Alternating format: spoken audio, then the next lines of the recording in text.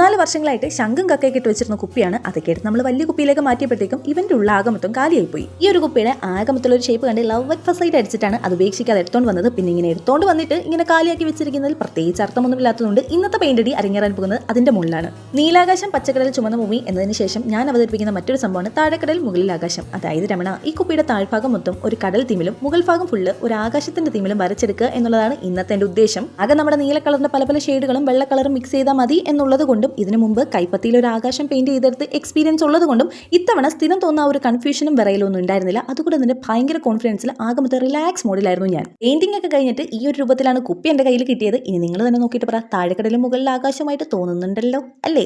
ഇനിയിപ്പോൾ ഇതിനകത്തേക്ക് നിറയ്ക്കാൻ വേണ്ടിയിട്ട് നമുക്ക് കുറച്ച് മണൽ വേണം. ബീച്ചിൽ പോകുന്ന സമയത്ത് കക്ക പറക്കുന്ന ഉത്സാഹം മണൽ വരാൻ ഇല്ലാത്തത് കൊണ്ട് അന്ന് നമ്മൾ നിറച്ച് കുപ്പിക്കാന്ന് ഇച്ചിരി എടുത്ത് ഇത്രയൊക്കെ ആക്കി വെച്ചു. ബീച്ചിന്റെ ലുക്ക് അങ്ങോട്ട് കംപ്ലീറ്റ് ആവാൻ വേണ്ടിയിട്ട് ഒരു 3-4 കടൽക്കാക്കളെ അങ്ങോട്ടും ഇങ്ങോട്ടൊക്കെ പറത്തി വിട്ട് ഒരു പൊടിക്ക് കുറച്ച് ഗ്ലേസിംഗ് ഇരിക്കട്ടെ എന്ന് വിചാരിച്ചിട്ട് നമ്മുടെ ട്രാൻസ്പെറന്റ് നെയിൽ പോളിഷ് ഒക്കെ അടിച്ചു കൊടുത്ത് സംഭവം ഞാൻ ഇവിടെ കംപ്ലീറ്റ് ആക്കി എടുത്തിട്ടുണ്ട്. കഴിഞ്ഞു എന്ന് പറഞ്ഞിട്ട് സ്ക്രോൾ ചെയ്യുന്നതിന് മുമ്പ് ജസ്റ്റ് ഒരു ലൈക്ക് ഒക്കെ തന്ന് ചാനലും കൂടെ സബ്സ്ക്രൈബ് ചെയ്താൽ ഇനി ഇതുപോലത്തെ വീഡിയോസ് കാണാം. അപ്പോൾ ഇത്രയേ ഉള്ളൂ. Tata bye, see U.